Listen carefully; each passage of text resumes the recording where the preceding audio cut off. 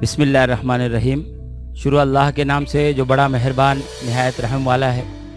अज़ीज़ दोस्तों, जैसे कि मैंने आपसे वादा किया था कि टॉपर्स को हमारे इस एजुकेशनल यूट्यूब चैनल ई गाइडेंस में बुलाकर हम उनसे ये जानने की कोशिश करेंगे कि उनका स्टडी करने का वे क्या होता है, वो किस तरह से स्टडी करते हैं, किस तरह से अपना टाइम मैनेज करते हैं और उनका दिन भर का शेड्यूल क्या होता है, मंथली उनका शेड्यूल क्या होता है, ईयरली शेड्यूल क्या होता है।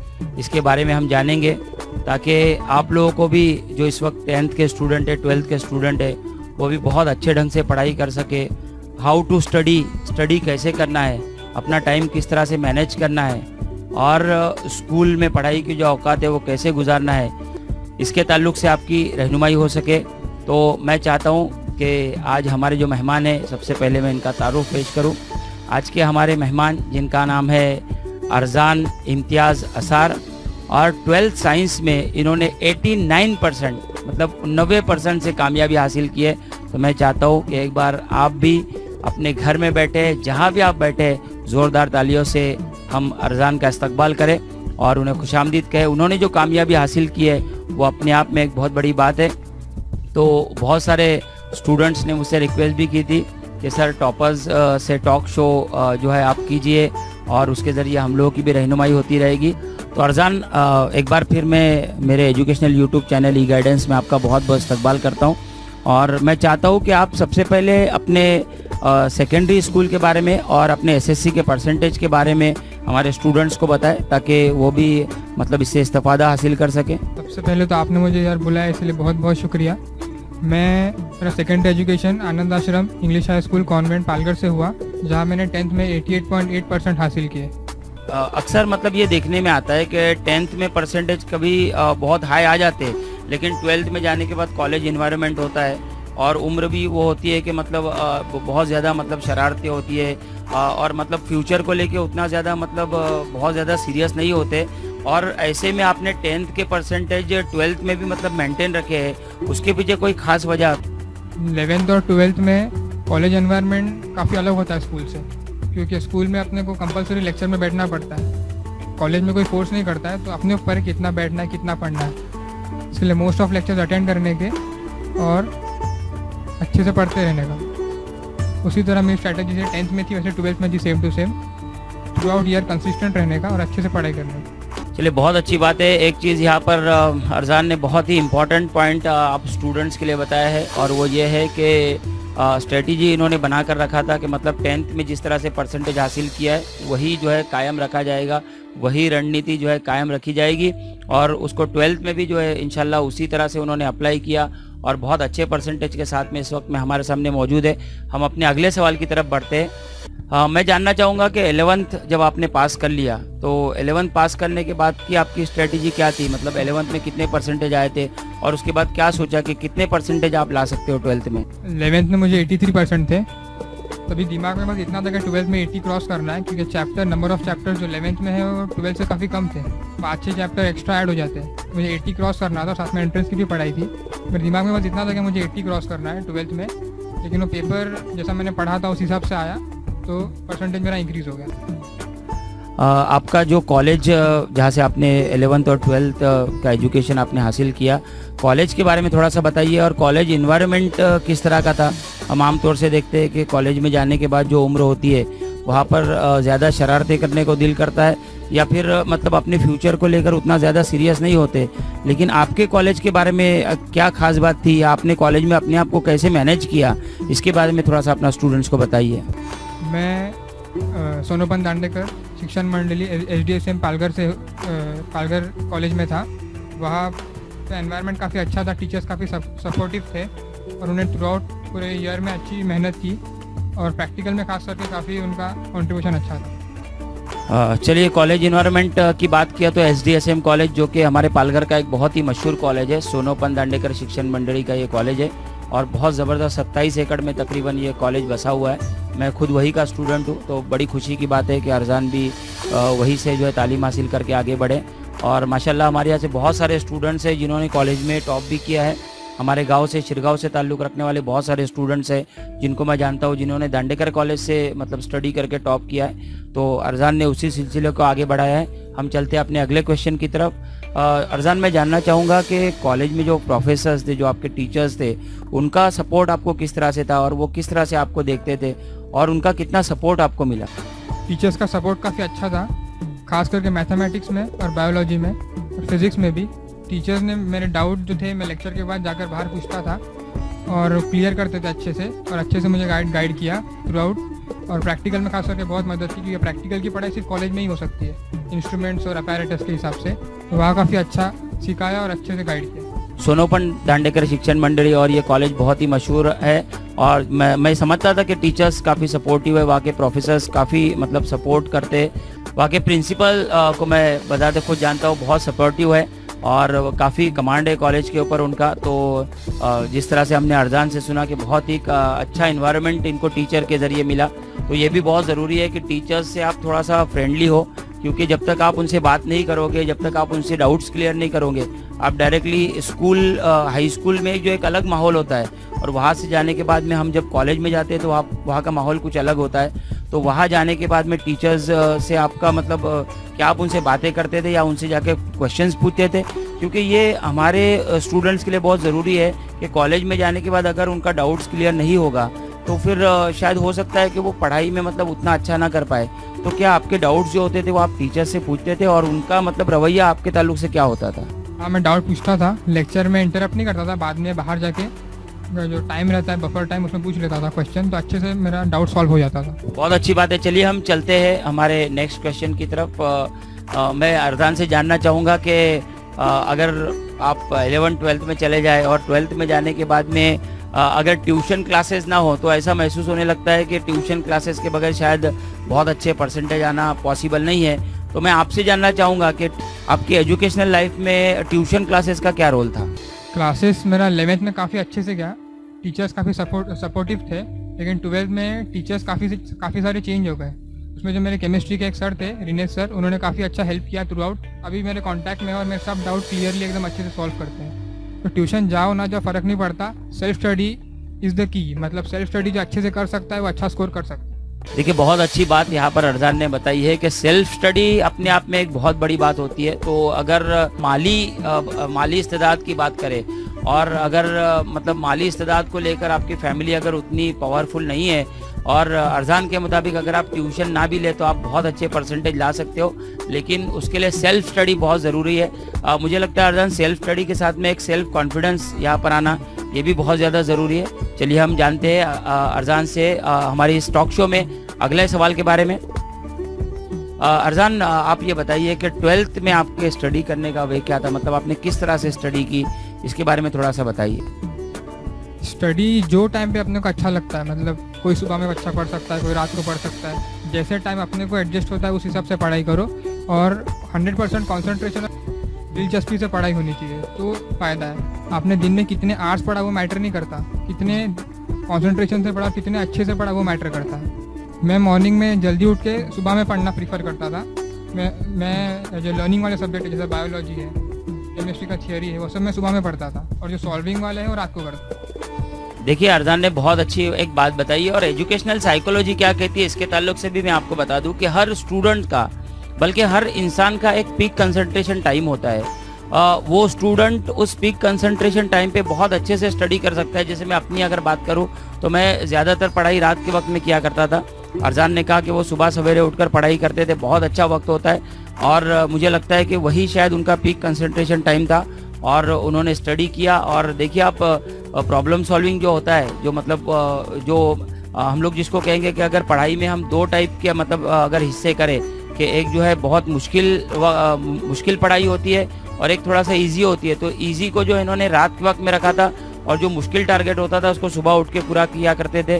तो ये भी एक बहुत अच्छा स्टडी का तरीका है। हम चलते हैं हमारे नेक्स्ट क्वेश्चन की तरफ, और मैं जानना चाहूँगा अरजान के अगर मॉरल सपोर्ट की बात करें, तो जैसे फैमिली मेम्बर्स होते हैं, टीचर्स होते हैं, टीचर्स के बारे में तो हम लोग यहाँ पर बात कर चुके हैं, लेकिन मैं खास कर जानना चाहूँगा कि फैमिली मेम्बर्स में ज़्यादा सपोर्ट अम्मी का रहा, अब्बा का रहा, या फिर अब मैं जानता हूँ आपके ख़ानदान में बहुत सारे लोग जो है वो पढ़े लिखे हैं माशाल्लाह, बहुत अच्छा उन्होंने तालीमी मैदान में कारनामा अंजाम दिया है, तो उनमें से किसका सपोर्ट आपको बहुत ज़्यादा रहा? मेरे घर पे माहौल पढ़ाई का काफ़ी अच्छा था। मुझे जो भी चीज़ बुक चाहिए या जो भी स्टडी मटेरियल चाहिए वो जल्द से जल्द बेस्ट पॉसिबल वे में अवेलेबल करके दिया। मेरे वालिद और वालिदा का दोनों का सपोर्ट एकदम अच्छा था पढ़ाई के लिए। सुबह में मुझे जल्दी उठाना पढ़ाई के लिए, मुझे अच्छे से मोटिवेट करना, अच्छे से गाइड करना, उनकी काफ़ी हेल्प रही और रिश्तेदारों ने भी अच्छा सपोर्ट किया। चलिए, बहुत अच्छी बात है कि फैमिली से मॉरल सपोर्ट मिला, और फैमिली से मॉरल सपोर्ट मिलने के बाद में थोड़ा सा हौसला जो है वो बढ़ जाता है, और यही आपके साथ में भी हुआ। तो मैं समझता हूँ कि आपके परसेंटेज में आपके फैमिली को भी जो है आप श्रेय देना चाहेंगे, उनको भी मतलब इसका मान देना चाहेंगे। चलिए हम आगे बढ़ते हैं हमारे नेक्स्ट क्वेश्चन की तरफ, और वो है अरजान, मैं आपके बारे में जानता हूँ कि आप एक ऐसे मतलब गांव में एक ऐसे लड़के जिनको हमने ग्राउंड पर बहुत ही कम देखा है। मतलब मैंने जब बात भी किया तो मैंने कहा बहुत शाय है, और मैं इंटरव्यू के लिए भी थोड़ा सा वो कर रहा था कि पता नहीं आप किस तरह से इंटरव्यू दोगे, क्योंकि कुछ लोग जो है वो लिखने में बहुत महारत रखते हैं। माशाल्लाह आपसे बात करके ऐसा लगा कि आप बोलने में भी बहुत महारत रखते हो। तो अरजान, मैं ये जानना चाहूँगा कि आपकी ज़िंदगी में प्रेयर को मैंने देखा है, हमारे वालिद साहब ने भी मुझसे कहा, मेरे बड़े भाई मंजर मलिक उन्होंने भी मुझसे कहा कि हमेशा हम देखते थे कि पाँचों वक्त वो मस्जिद में नज़र आते थे हमें। तो प्रेयर करने के बाद में, और प्रेयर से मैं चाहूँगा कि मतलब और रिलेशन कहीं ना कहीं स्टडी से आपका मिलता है क्या उसका, इसके बारे में थोड़ा सा बताइए।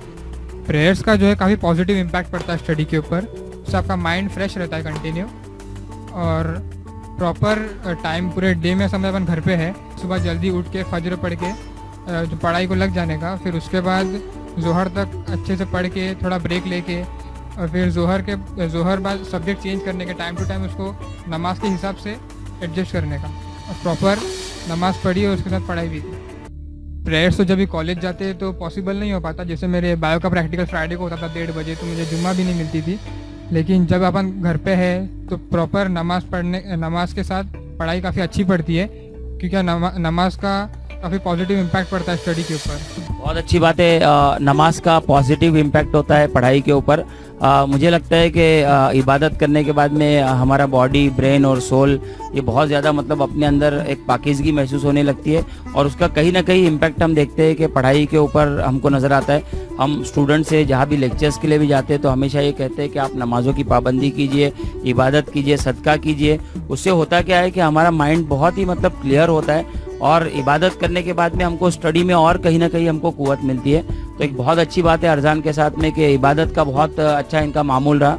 ये कहा जाता है अरजान कि एक तंदुरुस्त जिस्म में एक तंदुरुस्त दिमाग होता है, तो उसके लिए तंदुरुस्त जिस्म रखने के लिए जो है डाइट बहुत ज़्यादा ज़रूरी होती है। यहाँ वहाँ का कुछ भी बाज़ार की चीज़ें लाकर ना खाई जाए, और मतलब प्रॉपर डाइट के साथ में अगर खाना खाया जाए तो हम देखते हैं कि जो परसेंटेज अच्छे लाते हैं बच्चे, उनका डाइट बहुत अच्छा होता है। तो डाइट के बारे में आप क्या कहेंगे? आपके वालिदा आपको क्या खिलाकर मतलब इम्तिहान में भेजा करती थी जिसकी वजह से आपके इतने अच्छे परसेंटेज आए? तो मैं जानना चाहूँगा, और यहीं से हमारे स्टेज से हम आपकी वालिदा को भी बहुत बहुत मुबारकबाद पेश करते हैं, जिन्होंने आपको मॉरल सपोर्ट दिया, और उन्हीं की वजह से आज आप यहाँ पर हमारे सामने। डाइट काफ़ी इंपॉर्टेंट रोल प्ले करता है एग्ज़ाम्स को लेके स्पेशली। पूरा साल कभी कभी क्रेविंग्स होती है तो बाहर का खाना ठीक है, हफ्ते में 1 आध दिन, लेकिन जब एग्ज़ाम पास में होती है तो बाहर का मोस्टली अवॉइड करने का, क्योंकि क्या है आपने पूरे साल अगर पढ़ाई की है और एग्ज़ाम डिसेसिव फैक्टर है, 3 घंटे में अपन जितना लिखेंगे उतना रिजल्ट पे दिखेगा। कितना साल पढ़ाई की वो मालूम नहीं पड़ेगा। अगर आपने कुछ पहले दिन कुछ खा लिया, पेट खराब हो गया, इंडाइजेशन हो गया, फूड पॉइजनिंग हो गया, तो फिर आप अपना 100% नहीं दे पाओगे, तो आपका परसेंटेज में कहीं ना कहीं फॉल दिखेगा।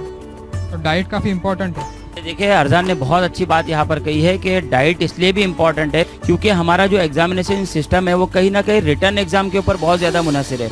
मतलब अगर बात करें तो तकरीबन 80% नंबर जो है वो रिटर्न एग्जामिनेशन के होते हैं, और उसमें अगर आप अच्छा नहीं करते हो तो कहीं ना कहीं साल भर आपने बहुत अच्छा किया है, लेकिन वो 3 घंटे के पर्चे में अगर आपने अच्छा नहीं किया है तो उसका इम्पैक्ट जो आपके रिजल्ट पर नज़र आएगा। और इसीलिए अरजान ने कहा कि डाइट अच्छा होना बहुत ज़्यादा ज़रूरी है। तो डियर स्टूडेंट्स, मैं आपसे भी रिक्वेस्ट करूँगा कि आप अगर इस वक्त 10th में या 12th में है तो अपना डाइट बहुत ही अच्छा रखिए, या कोई भी फाइनल एग्ज़ाम आप देने की तैयारी में हो तो अपना डाइट अच्छा रखने की कोशिश कीजिए अगर आपको परसेंटेज अच्छे लाना है। चलिए हम चलते हैं हमारे नेक्स्ट क्वेश्चन की तरफ, और मैं अरजान से जानना चाहूँगा कि टाइम मैनेजमेंट आपने मतलब किस तरह से मैनेज किया हुआ था अपने वक्त की मंसूबाबंदी किस तरह से आपने की थी, इसके बारे में मैं जानना चाहूँगा। एक अच्छा स्कोर करने वाले और एक कम स्कोर करने वालों को पर डे में टाइम 24 आवर्स ही मिलता है, तो उसमें अपन कैसे टाइम को मैनेज करते हैं बहुत इंपॉर्टेंट है।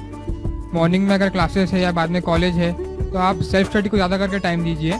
कॉलेज में भी लेक्चर्स नहीं हो रहे हैं तो लाइब्रेरी में बैठ कर सेल्फ स्टडी किए और प्रॉपर टाइम को अरेंज कीजिए। जब घर पे है, संडे है, तो मॉर्निंग से अच्छे से पहले एक दिन पहले सोच कर अगले दिन क्या पढ़ना है, कैसे पढ़ना है, अच्छे से पूरा टाइम टेबल बना के उसको फॉलो कीजिए। कहा जाता है कि if you fail to plan you plan to fail, यानी अगर आपने वक्त की मंसूबाबंदी नहीं की है तो इसका मतलब आप नाकामी का मंसूबा बना रहे थे। इसलिए अरजान ने कहा कि इन्होंने अपने वक्त की बहुत अच्छे से मंसूबाबंदी की थी, टाइम को बहुत अच्छे से मैनेज किया था और उसी के एतबार से ये पढ़ाई भी करते रहे। इसका इम्पैक्ट जो है वो रिजल्ट पर नज़र आ रहा है। 89% के साथ में अरजान ने जो है कामयाबी हासिल की। अपने आप में ये बहुत बड़ी बात है, बहुत बड़ा अचीवमेंट है ये। साइंस स्ट्रीम में इतने ज़्यादा परसेंटेज लाना ये अपने आप में एक बहुत बड़ी कामयाबी है। हम चलते हैं हमारे नेक्स्ट क्वेश्चन की तरफ। अरजान, मैं जानना चाहूँगा कि जैसे मैंने इससे कहा कि रिटन एग्ज़ाम बहुत इंपॉर्टेंट होता है, मतलब हम लोग कहते हैं उर्दू में थे कि तहरीरी महारत जो है बहुत ज़्यादा इंपॉर्टेंट रोल प्ले करती है।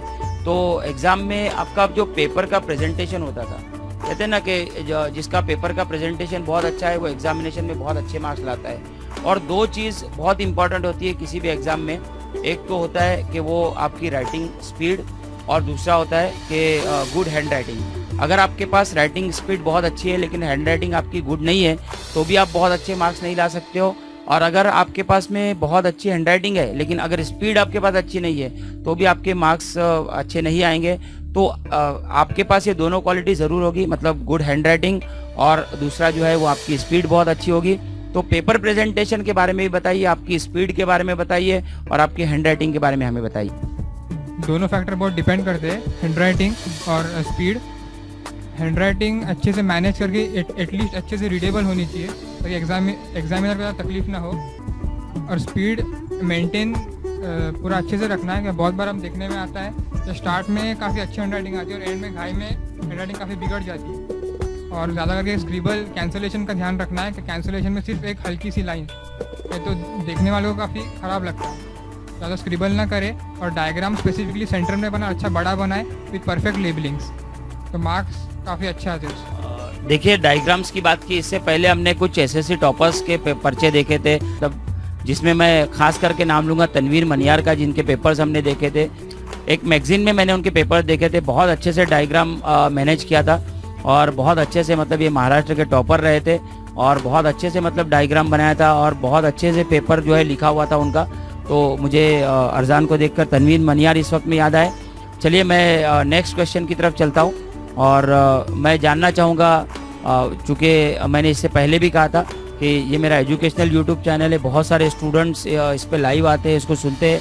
तो मैं आपसे अरजान जानना चाहूँगा कि हमारे स्टूडेंट्स के लिए आप क्या मैसेज देना चाहोगे, तो वो किस तरह से पढ़ाई करें। इस वक्त में कुछ बच्चे जो है वो एसएससी में भी है, कुछ बच्चे 12th में भी है और लॉकडाउन भी चल रहा है। तो खासकर मतलब इस ताल्लुक से आप थोड़ा सा रहनुमाई करें हमारे स्टूडेंट्स की कि वो किस तरह से इस टाइम में जो है वो अच्छे से अपना टाइम बिताए और किस तरह से वो स्टडी करें। लॉकडाउन की वजह से जब स्कूल कॉलेजेस सब बंद है तो ऑनलाइन लेक्चर चल रहे, सर भी चैनल चला रहे, काफ़ी अच्छा काम कर रहे हैं और सब बच्चे लोग ने अटेंड करना चाहिए क्योंकि क्या है, काफ़ी लंबा गैप हो गया है एग्ज़ाम के बाद से। एग्ज़ाम हुई भी नहीं है लास्ट ईयर की, काफ़ी लंबा गैप हो गया है, तो लिंक टूट जाएगी तो कहीं ना कहीं बहुत टाइम जाएगा वापस ट्रैक पे आने के लिए। तो कंसिस्टेंट रहो, ऑनलाइन लेक्चर अच्छे से अटेंड करो और थ्रू आउट पढ़ाई करते रहो।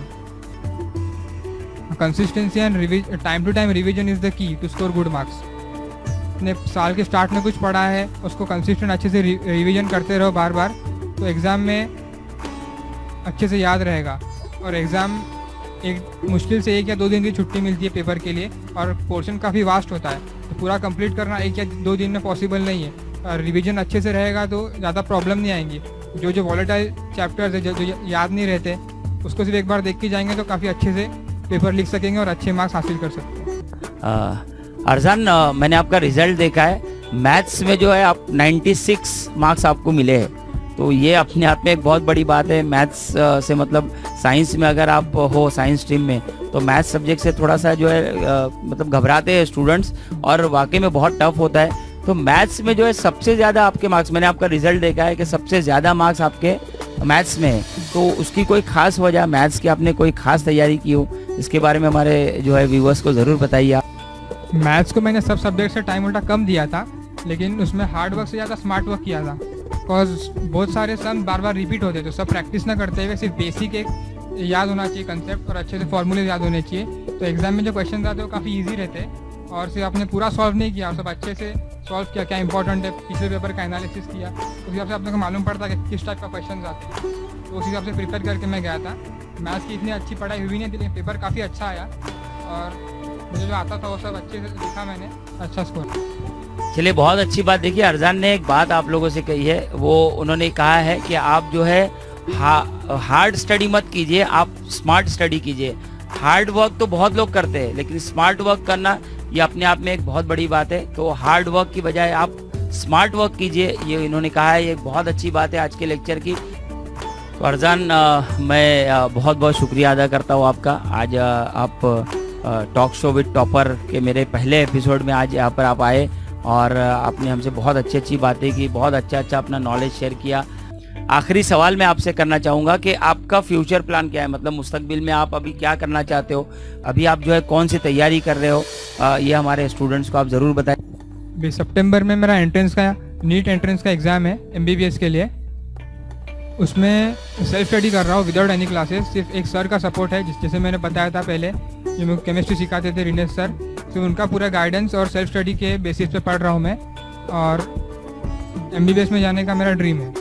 तो इस वक्त में जो है अरजान के वालिद साहब भी यहाँ पर मौजूद है। कैमरे में इस वक्त में नहीं आए वो, इम्तियाज़ असार साहब, जो कि खुद एक बहुत अच्छे खिलाड़ी रहे हैं, हमारे शिरगांव से ताल्लुक़ है इनका। तो मैं जो है इनके वालिद साहब को, इनकी वालिदा को, सभी को जो है बहुत बहुत मुबारकबाद पेश करता हूँ। अरजान, आज इस टॉक शो में आप शरीक हुए, बहुत बहुत शुक्रिया, और मुझे यकीन है कि आपसे बहुत सारे जो हमारे स्टूडेंट्स हैं वो मोटिवेशन हासिल करेंगे। इसके अलावा मैं जिस तंजीम से ताल्लुक़ रखता हूँ, हमारी असातिज़ा की एक तंजीम है मुंबई में, काविश, जो कि बहुत ही मशहूर तंजीम है। मैं काविश की जानिब से भी आपका बहुत बहुत शुक्रिया अदा करता हूँ। आप यहाँ पर तशरीफ़ लाए और हमारी तंजीम की जानिब से भी आपको ढेरों मुबारकबाद, और इंशाल्लाह आप इसी तरह से ज़िंदगी में तरक्की करते रहे और आगे आप बढ़े, आपका, आपके वालिदैन का, आपके असातिज़ा का नाम रोशन करते रहे, हमारे शिरगांव का नाम आप रोशन करते रहे। यही मैं अल्लाह ताला से दुआ करूँगा। एक बार फिर आपके फ्यूचर प्लान्स के लिए, आपके मुस्तकबिल के लिए आपको ढेर सारी जो है नेक ख्वाहिशात। बहुत बहुत शुक्रिया। दोस्तों, मेरे YouTube चैनल ई गाइडेंस को सब्सक्राइब कीजिए और लेटेस्ट अपडेट पाने के लिए बेल आइकॉन को क्लिक कीजिए।